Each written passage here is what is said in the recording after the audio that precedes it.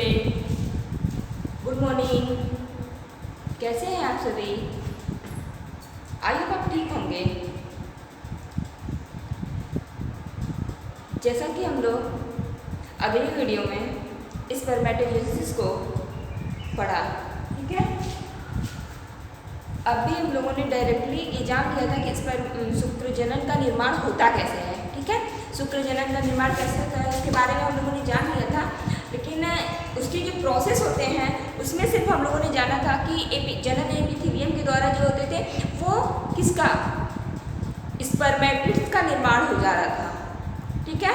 But अब spermatids धीरे धीरे परिवर्तित किसमें हो जा रहा था, शुक्रजनन कोशिकाओं में या शुक्रजनन में वो बदल जा रहा था, या उसी को क्या कहते हैं, शुक्रकायांतर भी कहते हैं, ठीक है। तो एक प्रोसेस हम लोग का छूटा था, इस हेडिंग को हम पढ़ेंगे। जैसे कि हम लोग जान लिए थे स्पर्मेटिड्स का निर्माण हो गया था, ठीक है। किसके द्वारा हो रहा था, जो वृषण की कोशिकाओं में, वृषण की कोशिकाएं मतलब जनन कोशिकाएं जो उनके अंदर थी, उनके अंदर पाई जाने वाली जनन एपिथेलियम ही क्या करती थी, शुक्राणुओं का निर्माण करती थी, और उसके निर्माण की वही प्रोसेस क्या कहलाती थी, स्पर्मेटोजेनेसिस कहलाती थी। डायरेक्टली तो हम इतना जान लें कि स्पर्मेटोजेनेसिस का निर्माण वृषण में पाई जाने वाली जनन एपिथेलियम की कोशिकाओं के द्वारा होता है, लेकिन अभी उनके जो प्रोसेस थे उसको भी तो समझना जरूरी है ना। तो उसमें हम लोगों ने क्या, दो प्रोसेस थे। फर्स्ट आपका था कि जनन एपिथेलियम की कोशिकाओं में विभाजन के फलस्वरूप स्पर्मेटिड्स का निर्माण। तो जैसा कि हम इसको देख लिए थे, इनमें भी आपके तीन अवस्थाओं में, मल्टीपल फेज, ग्रोथ फेज और मैच्योरेशन फेज। किन किन फेज से ये गुजरा था, मल्टीप्लिकेशन फेज, सेकेंड आपका क्या था, ग्रोथ फेज, थर्ड आपका क्या था, मैच्योरेशन फेज।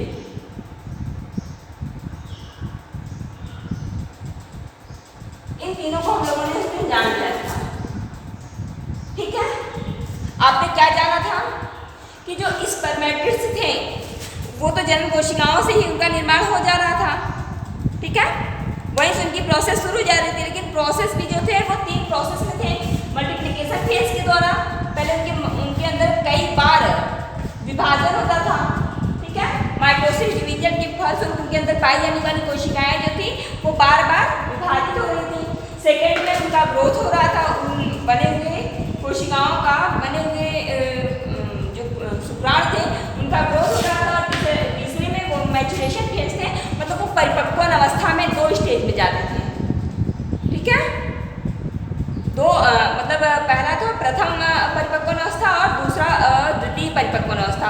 प्रथम परिपक्व अवस्था में क्या था, उसके अंदर अशुक्री विभाजन के फलस्वरूप मतलब जो भी शुक्राणु बनते थे स्पर्मेटिड्स का के अंदर क्या होते थे, अशुक्री विभाजन होते थे, मेयोसिस डिवीजन होते थे। और जो द्वितीय परिपक्व स्टेज था वहाँ जाके वो उनके अंदर माइटोसिस डिवीजन होते थे, ठीक है। ये प्रोसेस हम लोगों ने उस दिन जाना था।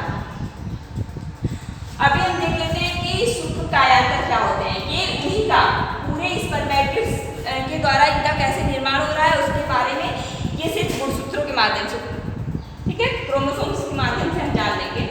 पहले देख लेते हैं कि शुक्रकायांतर क्या होते हैं, ठीक। तो कह रहा है कि स्पर्मेटिड्स के बनने के बाद जो सेल डिवीजन होते हैं, बार बार सेल के अंदर जो डिवीजन की क्षमता होती है वो क्या होती है, स्टॉप हो जाती है, रुक जाती है, ठीक, बंद हो जाती है।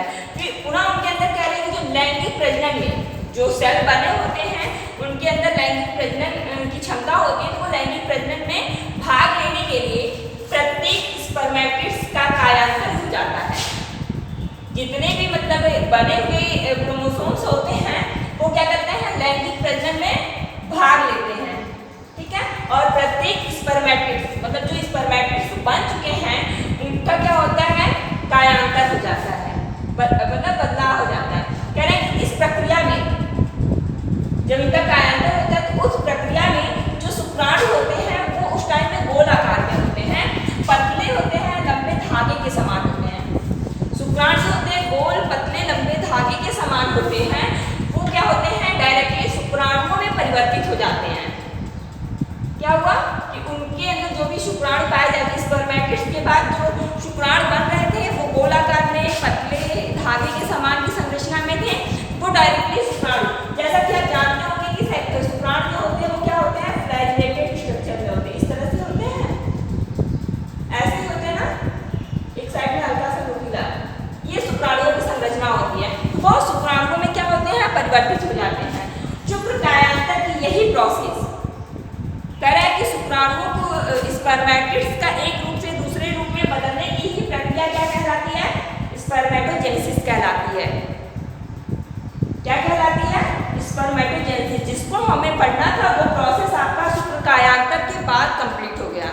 डायरेक्टली तो आप वैसे भी जान लिए कि जो वृषण होती हैं उनके अंदर पाई जाने वाली जनन एपिथेलियम कोशिकाएं जो होती हैं उन्हीं के बदलाव, मतलब उनके अंदर परिवर्तन के द्वारा शुक्राणुओं का निर्माण होता है, या उनके अंदर विभाजन के द्वारा शुक्राणुओं का निर्माण होता है, वही प्रोसेस स्पर्मेटोजेनेसिस कहलाती है। ठीक है, यहाँ तक आपने जाना था ना। अब हमने देख लिया कि किन प्रोसेस के बाद हो रहा है। तो डायरेक्टली स्पर्मेटिड्स जो बन जाते हैं वही धीरे धीरे परिवर्तित हो जाते हैं किसमें, शुक्राणुओं में, और वही प्रोसेस क्या कहलाती है, स्पर्मेटोजेनेसिस कहलाती है। अब हम देख लेते हैं कि परिपक्वता के फलस्वरूप प्राइमरी जर्म सेल, मतलब प्राथमिक जनन कोशिका, ठीक है, ये क्या होगा, प्राथमिक, इसकी हिंदी होगी प्राइमरी जर्म सेल, प्राथमिक जनन कोशिका। अभी मिल गया था गुणन वाले प्रोसेस में क्या था कि उनके अंदर जो थे जनन एपिथेलियम में कोशिकाएं जो थी, उनके फलस्वरूप प्राथमिक जनन कोशिकाओं का क्या हुआ था, निर्माण हुआ था। कह रहे कि वही प्राथमिक जन्म कोशिकाएं, प्राइमरी जर्म सेल जो होती हैं, उन्हीं के अंदर देखिए यहाँ 2n स्ट्रक्चर्स में आपको दिख रही हैं, इनके अंदर विभाजन हुआ। तो वो विभाजन किस प्रोसेस के द्वारा हुआ, जैसा कि आप जानते हैं ना कि दो तरह से होता है, meiosis division and mitosis division. Meiosis and mitosis, इसका मतलब असूत्री विभाजन आधे आधे सूत्रों में, और माइटोसिस समसूत्री मतलब समान सूत्रों में। तो यहाँ देखिएगा 2n की संरचना में है प्राइमरी जनन सेल, जनन कोशिका जो है, और इनके अंदर माइटोसिस डिवीजन हो रहा है, मतलब समसूत्री विभाजन हो रहा है, जिसके फलस्वरूप ये समान सूत्रों में ही डिवाइड हो रही है। तो 2n है तो 2n और 2n, पुनः इनके अंदर माइटोसिस डिवीजन होता है। अभी आप देख लीजिएगा, जैसा कि आपको पता है कि जब समसूत्री विभाजन होता है, माइटोसिस डिवीजन होता है, तो उसमें जो भी शेल होती हैं वो 1 से 2, जब 2 बन गई तो वो 2 से 3 नहीं बनेंगी, 2 से 4, 4 से 8, 8 से 16, ये प्रोसेस होती है। तो वही कंडीशन आता है, यहाँ 1 था, 1 के फलस्वरूप माइटोसिस डिवीजन हुआ, 2 बन गया, 2 के फलस्वरूप माइटोसिस डिवीजन हुआ तो 4 बन गया, 4 में भी माइटोसिस डिवीजन हुआ तो वो 8 बन गए। ठीक है, जब यहाँ 8 बन गए तो कह रहा है कि इस तरह से 2 मिलकर के क्या करेंगे, स्पर्मेटोगोनियम का निर्माण करेंगे। ठीक है, 2n मिलकर के क्या कर सकते हैं, स्पर्मेटोगोनियम का निर्माण करेंगे। लेकिन कुछ 2n के फलस्वरूप, जैसे कि आप वृद्धि वाले जब उसमें जाएंगे प्रोसेस में, वृद्धि का जो फेज है स्पर्मेटिड्स के निर्माण में, उसमें जब आप जाने, 1 मिनट, हाँ, वृद्धि वाले फेज में जब विभाजन के परिणाम स्वरूप, जब उनके अंदर डिवीजन हो रहा था, उसके परिणाम स्वरूप पश्चात क्या हुआ था, शुक्राणु जनन।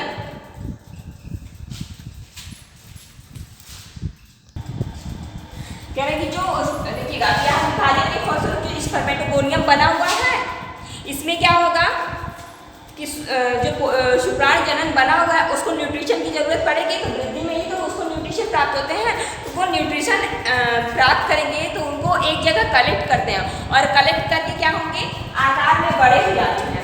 आकार में बड़े होकर के वो किसका निर्माण कर रहा है, प्राइमरी स्पर्मेटोसाइट्स का निर्माण कर रहा है। ठीक है, किसका निर्माण कर रहा है, पूर्व शुक्राणु कोशिकाएं, जिसको हिंदी में हम कहते हैं पूर्व शुक्राणु कोशिकाएं, और उनको इंग्लिश में प्राइमरी स्पर्मेटोसाइट्स का वो निर्माण कर रहा है। कौन, वृद्धि के फलस्वरूप, जब वहाँ डिवीजन के फलस्वरूप जो शुक्रजनन कोशिकाएं मिल गई, स्पर्मेटोगोनियम का निर्माण हो गया, तो वो न्यूट्रिशन को कलेक्ट करती, इकट्ठा करती हैं और आकार में बड़ी हो जाती है, मतलब सबसे भिन्न दिखने लगती हैं, जिससे जिसके फलस्वरूप वो प्राइमरी स्पर्मेटोसाइट्स का निर्माण। अब पुनः इनके अंदर अब देखिएगा ये आ गया आपका मैच्योरेशन फेज। यहाँ तक अभी आपने जो देखा ये क्या थे, ग्रोथ फेज। यहाँ देखिएगा मल्टीपल फेज आपका कब होगा, गुणन अवस्था में मल्टीपल फेज हो रहा है, जहाँ जो भी कोशिकाएं हैं उनके अंदर बार बार विभाजन की क्षमता हो रही है। यहाँ आपका क्या हो जाएगा, ये आपके मैच्योरेशन फेज हो जाएंगे, यंग फेज, यंग फेज कर देते हैं उसको, ठीक है।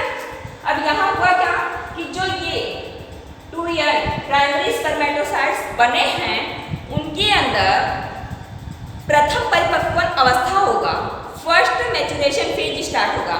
फर्स्ट मैच्योरेशन फेज में क्या होंगे, उनके अंदर माइटोसिस, एक मिनट, हाँ नहीं, प्रथम परिपक्वन अवस्था में क्या होंगे, मेयोसिस डिवीजन होंगे, जिसको हम मेयोटिक डिवीजन भी बोलते हैं। और मेयोटिक डिवीजन के फलस्वरूप ये जब 2n थे तो 2n क्या करेगा, अर्धसूत्री विभाजन हुआ ना, तो आधे आधे मतलब ये n की कंडीशन में आपके सामने आ जाएंगे, दिख गए। कह रहे हैं कि अब यहाँ देखिएगा इनका फर्स्ट मैच्योरेशन फेज कंप्लीट हो गया, n की संरचना में जो वहाँ स्पर्म इनको मिल गए। उसके बाद क्या हुआ कि जो n मिले थे इनमें क्या हुए कि द्वितीय मैच्योरेशन फेज स्टार्ट हुआ। द्वितीय मैच्योरेशन कंडीशन में ये n जो था वो उनके अंदर माइटोसिस डिवीजन हुआ, मतलब समसूत्री विभाजन हुआ, और समसूत्री विभाजन के फलस्वरूप उनके अंदर n से 2n बन गया, मतलब n से n बना, और इनके अंदर विभाजन हुआ तो ये भी n बन गए। तो ये स्पर्मेटिड्स का क्या किए, निर्माण कर दिए, इनके अंदर स्पर्मेटिड्स का निर्माण हो गया। अब यही स्पर्मेटिड्स क्या करेंगे, ग्रोथ करेंगे, डेवलप करेंगे, और शुक्राणु, इस तरह से 4 शुक्राणुओं का क्या करेंगे, मतलब जितने भी बनेंगे उतने शुक्राणुओं का क्या करेंगे, ये निर्माण करेंगे, ठीक है। नीचे आपको दिखेगा नहीं, यहाँ शुक्राणुओं का निर्माण हो जाएगा, ये वाली प्रोसेस साथ में शुक्राणुओं का निर्माण इधर हो जाएगा, ठीक है। समझ में आया कि नहीं, कि इस पर एक मिनट डायरेक्टली सुनते जाइए केवल। जो स्पर्मेटोजेनेसिस थे, मतलब शुक्र जनन कहते किसे हैं, कि वृषण के जनन एपिथेलियम कोशिकाओं में विभाजन होने के फलस्वरूप शुक्राणुओं का निर्माण होता है, और उस प्रोसेस को ही क्या कहते हैं, हम शुक्र जनन कहते हैं या स्पर्मेटोजेनेसिस कहते हैं, ठीक है। स्पर्मेटोजेनेसिस जो होते हैं वो 2 प्रोसेस में कंप्लीट होते हैं। ए जो है जनन एपिथेलियम की कोशिकाओं में विभाजन के फलस्वरूप स्पर्मेटिड्स का निर्माण, और सेकेंड आपका क्या है कि स्पर्मेटिड्स का शुक्राणुओं में कायांतर या शुक्राणुओं में बदलाव, रूपांतरित होना। ठीक, 2 था जिसमें आपने जान लिया कि स्पर्मेटिड्स का निर्माण हो कैसे रहा है। तो क्या जाना आपने कि जब जनन काल प्रारंभ होता है उससे पहले ही क्या होते हैं, कुछ समय पहले ही स्पर्मेटिड्स का निर्माण हो चुका होता है, जो इन प्रोसेस से होकर गुजरती हैं। कौन कौन सी प्रोसेस है, मल्टीप्लिकेशन फेज, ग्रोथ फेज और मैच्योरेशन फेज। ठीक, इस फेज में आपने क्या जाना था कि जनन एपिथेलियम कोशिकाओं की जिन कोशिकाओं से शुक्राणु बनते हैं, मतलब जनन एपिथेलियम कोशिकाएं जब विभाजित होती हैं तो उनसे जिन कोशिकाओं से शुक्राणु का निर्माण होता है उन्हें हम क्या कहते हैं, प्राइमरी जर्म सेल कहते हैं। यहाँ से देखिएगा प्रोसेस शुरू हो गया है। प्राइमरी जर्म सेल को ले लिया गया है, इसके अंदर माइटोसिस डिवीजन किया गया है। माइटोसिस डिवीजन के फलस्वरूप 2n बन गए हैं। पुनः उनके अंदर पुनः माइटोसिस डिवीजन होता है, पुनः उनके अंदर 2n और पुनः 2n से 2n गुणसूत्र ऐसे बनते जाते हैं। तो मतलब ये फेज कई अवस्थाओं में, मतलब बार बार इनके अंदर विभाजन की क्षमता होगी तब ये बन जाते हैं। उसके बाद जैसे ये कंप्लीट हो जाते हैं तो उनके द्वारा इन्हीं कोशिकाओं में ग्रोथ के द्वारा क्या होता है, स्पर्मेटोगोनियम का निर्माण हो जाता है। ठीक, और स्पर्मेटोगोनियम जो निर्माण होता है वो स्पर्मेटोगोनियम क्या करता है, न्यूट्रिशन मतलब पोषक पदार्थ को इकट्ठा करता है और आकार में बड़ा हो जाता है। जब आकार में बड़ा हो जाता है तो वो प्राइमरी स्पर्मेटोसाइट्स कहलाता है। ठीक है, उसको हम प्राइमरी स्पर्मेटोसाइट्स कहते हैं। अब उस प्राइमरी स्पर्मेटोसाइट प्रथम मैचुरेशन फेज और द्वितीय मैचुरेशन फेज की कंडीशन होती है। तो प्रथम मैचुरेशन फेज में क्या होते हैं कि उनके अंदर मेयोटिक डिवीजन होते हैं, उनके अंदर मेयोटिक डिवीजन होते हैं और सुप्री विभाजन होते हैं, जिसके फलस्वरूप वो 2n थे और n में डिवाइड हो गए, मतलब वो n की संरचना में बट जाते हैं और उस n के अंदर माइटोसिस डिवीजन होता है, मतलब समसूत्री विभाजन होता है, जिसके फलस्वरूप वो 2n मतलब एक n अलग एक n अलग पुनः n की कंडीशन में वो बढ़ जाते हैं, उसे हम स्पर्मेटिड्स कहते हैं। और ही स्पर्मेटिड्स के ही द्वारा क्या होते हैं, वो स्पर्मेटिड्स ग्रोथ करते हैं, डेवलप करते हैं। तो यहाँ स्पर्मेटोजेनेसिस का मतलब शुक्राणु का निर्माण करते हैं, वही प्रोसेस क्या कहलाती है, स्पर्मेटोजेनेसिस कहलाती है। आई थिंक आपको अच्छे से समझ में आया होगा। ठीक है, अब हम आगे देख लेते हैं कि अंड जनन क्या होता है। अंड जनन, अब देखिएगा कि oogonia अंड जनन होता क्या है। ठीक है, अंड जनन होता क्या है, जैसा कि मैंने आपको पहले ही बता रखा था कि जो जनन एपिथेलियम कोशिकाएं होती हैं वो नर तथा मादा दोनों में पाई जाती हैं। इन्हीं के ही द्वारा क्या होती हैं, इन्हीं के द्वारा क्या होती हैं, अंडाणु और शुक्राणुओं का बनना पाया जाता है। तो अभी वहाँ हो गया वृषण में पाए जाने वाली जनन एपिथेलियम के अंदर विभाजन हुआ था। अब यहाँ क्या होगा oogonia वाले प्रोसेस में कि जो मादा के अंदर जनन एपिथेलियम कोशिकाएं होती हैं, जो कोशिकाएं होती हैं उन्हीं में जनन कोशिकाएं जो होंगी उनसे ही अंडाणुओं का बनना पाया जाएगा। किसका बनना होगा, अंडाणुओं का बनना। किससे होगा, ये चीज आप जानिएगा कि जो अंडाशय, देखिएगा मादा के अंडाशय वाले भाग में जो जनन एपिथेलियम कोशिकाएं होती हैं वो ओवरी वाले पार्ट्स में होती है और मेल में टेस्टिस वाले भाग में होती हैं। इनके अंदर पाए जाने वाले जनन एपिथेलियम की, ये भी एक कोशिका ही है, लेकिन जनन एपिथेलियम की किन कोशिकाओं से अंडाणु बन रहे हैं, जनन कोशिकाओं से। जर्म सेल से ही अंडाणु बनने की प्रक्रिया को क्या कहते हैं, oogenesis कहते हैं। क्या कहते हैं, oogenesis कहते हैं। हमें लगता है आपको समझ में आ गया होगा कि जो अंडाशय में पाए जाने वाले जो जनन एपिथेलियम होती हैं, जनन एपिथेलियम कोशिकाएं, उनमें एक जनन सेल होती है, जर्म सेल जिसको बोला जाता है, उसी से ही अंडाणु का बनना पाया जाता है। ठीक है, और वह प्रोसेस ही क्या कहलाती है, oogenesis कहलाती है। ठीक है, समझ में आ गया। कह रहा है कि जो अंड जनन होते हैं, अंड जनन की पूर्व प्रक्रिया को, अभी जब अंड जनन की मतलब जनन से पूर्व की जो प्रोसेस होती है, जब मतलब कि अंडाणुओं का बनना पाया जाता होगा, उससे पहले की उनकी 3 स्टेज होती हैं। आपने अभी वही मेल में भी पढ़ा कि उनमें भी 3 स्टेज होती हैं, तो इसमें भी 3 स्टेज होती हैं। कौन कौन सा, सेम वही है, मल्टीप्लिकेशन फेज, ग्रोथ फेज और मैच्योरेशन फेज। ठीक है, मल्टीप्लिकेशन फेज क्या होते हैं, कह रहे कि अंडाशय को अस्तरित करने वाली, अंडाशय को अस्तरित करने वाली प्राइमरी जर्म सेल, कौन सेल, प्रारंभिक जनन कोशिकाएं के अंदर माइटोसिस डिवीजन होता है। देख लो, माइटोसिस डिवीजन होता है। माइटोसिस डिवीजन जब होगा तो उनकी संख्या में ग्रोथ होती है, वृद्धि होती है। विभाजन के फलस्वरूप उनकी संख्या क्या होती है, बढ़ती है। इस प्रकार मतलब जब संख्या बढ़ी तो उस प्रोसेस के द्वारा जो बनी कोशिकाएं होती हैं उनको हम क्या कहते हैं, oogonia कहते हैं। विभाजन के फलस्वरूप बनी कोशिकाओं को हम oogonia कहते हैं। ये जो oogonia होते हैं वो डिप्लॉयड कंडीशन में होते हैं, दुगुनी अवस्था में पाए जाते हैं। ठीक है, आई थिंक आपको समझ में आ रहा होगा। प्लीज़ आपको ना समझ में आए तो आप रिप्लाई करके मैसेज करके पूछ लिया करो प्लीज़। जहाँ भी जो भी प्रॉब्लम हो प्लीज़ आप मैसेज किया करो, उसका पूरा कोशिश किया जाएगा जवाब देने का। लेकिन आप अगर मैसेज नहीं करोगे तो हमें कैसे पता चलेगा कि आपको आ रहा है या नहीं आ रहा है। क्वेश्चन ढूंढने की कोशिश करो।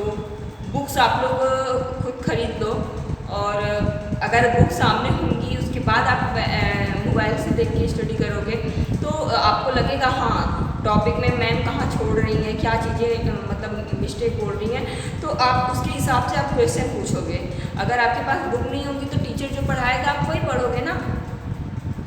तो प्लीज़ आप बुक सामने रख कर के ही पढ़ाई किया करो जहाँ भी प्रॉब्लम हो, और हाँ उसमें से क्वेश्चन ढूंढने की कोशिश किया करो। ये सब टॉपिक्स जो हैं आपके यही नहीं बल्कि आगे भी जाके आपके लिए बहुत ज़्यादा इम्पोर्टेंस रोल मतलब अदा करेंगे। बहुत सारी चीज़ें इसमें और भी ग्रोथ और भी मतलब विस्तृत रूप में आपको मिलेंगे। तो जब छोटी छोटी चीज़ें आपकी समझ में आई रहेंगी तो ही तो आप बड़ी चीज़ों को फिर अच्छे से अध्ययन कर पाओगे। अन्यथा फिर जब बड़ी चीज़ें सामने आएंगी छोटे का नॉलेज ही नहीं रहेगा तो फिर आप कन्फ्यूज़ होते जाओगे। ये बातें आप ध्यान रख के पढ़ाई करिए, ठीक है ना। तो अभी हमने देख लिया कि मल्टीप्लिकेशन फेज क्या था, कि अंडाशय में जब असरित होने के बाद असरित जब हो रही थी उसके अंदर प्राइमरी जर्म सेल पाया जा रहा था। उस प्राइमरी जर्म सेल के अंदर क्या हो रहे थे, माइटोसिस डिवीजन हो रहे थे, समसूत्री विभाजन होते हैं, और उस समसूत्री विभाजन के फलस्वरूप उनकी संख्या में क्या होती थी, वृद्धि होती थी, ग्रोथ होती थी, उनकी संख्या बढ़ती जाती थी। और इस प्रकार बनी कोशिकाओं को ही ऊगोनियम कहते थे। इस प्रकार मतलब विभाजन के फलस्वरूप जो बनी कोशिकाएं होती हैं उनको हम क्या कहते हैं, ऊगोनियम कहते हैं। और ऊगोनियम जो होते हैं ऑलरेडी हमेशा वो डिप्लॉयड कंडीशन में ही होते हैं, ठीक है। अब हम देखेंगे जो ग्रोथ फेज होता है वो क्या होता है, वृद्धि प्रावस्था क्या होता है। कह रहे हैं कि गुणन, ये देखिएगा गुणन वाले प्रोसेस को कह रहा है, गुणन में बनी ऊगोनियम।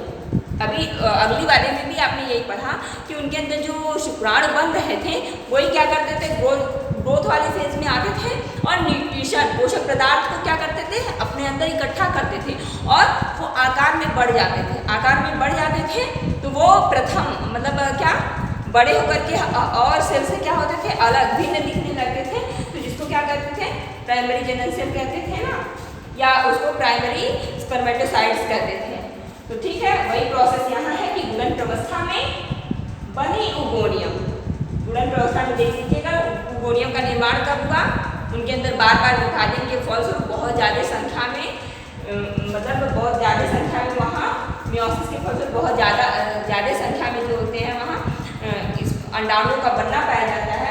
और वही अंडाणु या कह लीजिए कोशिकाओं का बनना पाया जाता है। तो वही कोशिकाएँ क्या ऊगोनियम कहलाती थी। और वही ऊगोनियम क्या होती है, जब ग्रोथ फेज में आती है तो वो वहाँ से न्यूट्रिशन को मतलब पोषक पदार्थ को इकट्ठा कर करके आकार में कैसी हो जाती है, बड़ी होती है। मतलब आकार में वो बड़ी दिखने लगती है। तो आकार में जब बड़ी हो जाएंगी तो अदर कोशिकाएं जो छोटी होंगी उनसे भिन्न दिखेंगी, उनसे डिफरेंट दिखेंगी, तो आकार में बड़ी हो जाती है निश्चित आकार तक। मतलब वो ये नहीं कि हमेशा बस आकार में बढ़ते ही जाए, बढ़ते नहीं। जैसे ही लोग एक एज होता है ना, उस एज तक जैसे ही वो वृद्धि कर लेती हैं तो उनके अंदर क्या होता है, वृद्धि की क्षमता रुक जाती है, स्टॉप हो जाती है। और जैसे ही वो विभाजन की क्षमता ग्रोथ की क्षमता जो होती है उनके अंदर जब रुकती है तो रुकने के फलस्वरूप उनके अंदर क्या होता है, पुनः वो विभाजन के लिए तैयार हो जाती हैं। पुनः उनके अंदर विभाजन की क्षमता आ जाती है और वो उसके लिए तत्पर हो जाती है। ठीक है, ये हमारा ग्रोथ फेज था। अब क्या है, परिपक्वन स्टेज, मैच्योरेशन फेज। जैसा कि मैच्योरेशन फेज को ऑलरेडी टू पार्ट्स में बांट दिया गया है। कौन कौन सा, first maturation phase and second maturation phase. First maturation phase में क्या होगा कि जो उनकी प्राथमिक, जो उनकी प्राइमरी ऊगोनियम होंगी, अंडक होंगी, उनमें क्या होंगे, प्रथम पहली बार मतलब उनके अंदर विभाजन की क्षमता होगी। जो विभाजन होंगे वो किस टाइप के होंगे, मियोसिस डिवीजन होंगे और सूत्री विभाजन होंगे। और इसमें जो गुणसूत्र बनेंगे वो क्या होंगे, विभाजन के फलस्वरूप जो गुणसूत्र बनेंगे वो क्या होंगे, डिप्लॉयड होंगे। एक मिनट,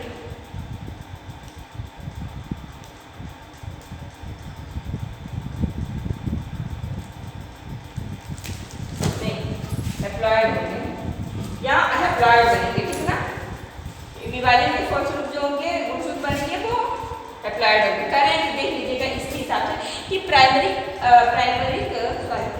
अंडक में प्रथम परिपक्वन मतलब पहली बार जो उनके अंदर परिपक्वन विभाजन होगा वो अंडरोपण के बाद होगा, अंडरोपण के समय होता है। ठीक है, जब मतलब अंडरोपण होते क्या है कि जब अंड कोशिकाएं वहाँ बनना, रोपित होना मतलब वहाँ बनना शुरू हो जाएंगी, उसी टाइम होंगे यह विभाजन क्या होंगे, मियोसिस डिवीजन टाइप और सूत्री विभाजन होंगे, जिसके फलस्वरूप वो अवरोध अवस्था में होंगे। अब हम देख लेते हैं सेकेंड मैच्योरेशन फेज क्या होता है।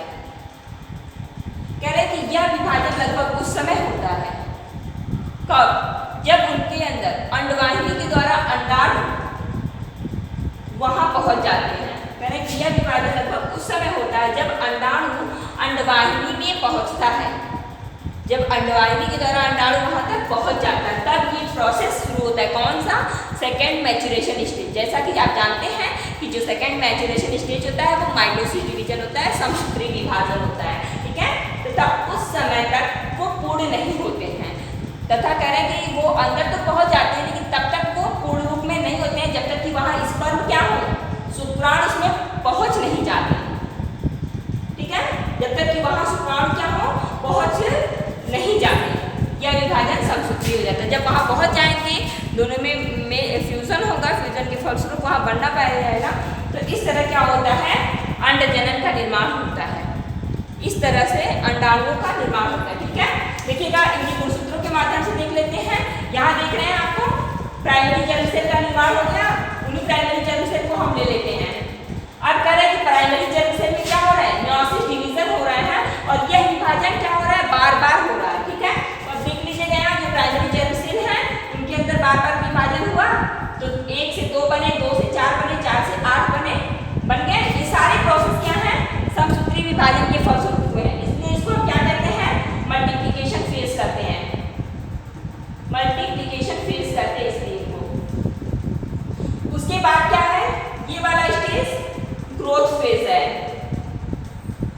क्योंकि देख रहे होंगे कि प्राइमरी, अभी आपको मल्टीप्लिकेशन फेज में क्या हुआ कि उगोनियम का निर्माण हो गया है, उगोनिया बन गई है। वही उगोनिया मतलब प्राइमरी उगोनिया क्या होती है, फूड मटेरियल को कलेक्ट करके आकार में बड़ी हो जा रही है, ठीक है। तो दिख रही है कि आकार में वो बड़ी हो गई है, और ये जब पूरी तरह से आकार में बड़ी हो जाती है और इनका एक निश्चित स्टेज के बाद वृद्धि रुक जा रही है, तो ये किसमें, विभाजन के लिए रेडी हो गई है। जब देखिए विभाजन इनमें हो गया, तो इनके अंदर जब विभाजन हुआ तो ये 2 यंग थी, और इनके अंदर जो विभाजन हो रहा है वो क्या हो रहा है, पहली स्टेज में इनके अंदर तो मियोसिस डिवीजन होता है और सेकेंड में क्या होता है, माइटोसिस डिवीजन होता है।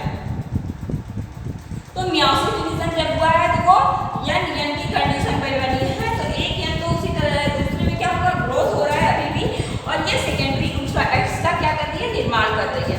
पुनः ये यंग जो होते हैं इनके अंदर विभाजन होता है, और ये यंग गुणसूत्रों में बढ़ती हैं। यहाँ जो सेकेंडरी रूट साइड्स में विभाजन हुआ है उनके एक यंग तो अभी आकार में ग्रोथ नहीं किए हैं, जिसकी वजह से छोटे हैं, और ये एक तरह से कह लीजिए कि फैलोपियन कोशिकाएं कहलाती हैं। और ये वाला जो है ये मैच्योरेशन ओवम का क्या किया है, निर्माण कर दिया है। सेकेंडरी oocytes लास्ट में जाकर के मैच्योर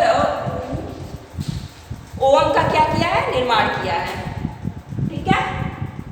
तो आज के लिए बस इतना ही। आपका स्पर्मेटोजेनेसिस तथा उगोनियम कंप्लीट हो चुका है, तो प्लीज़ आप इसको पूरी तरह से प्रिपेयर कर लीजिएगा, नोट्स भी अच्छे से बना लीजिएगा। Okay, thank you.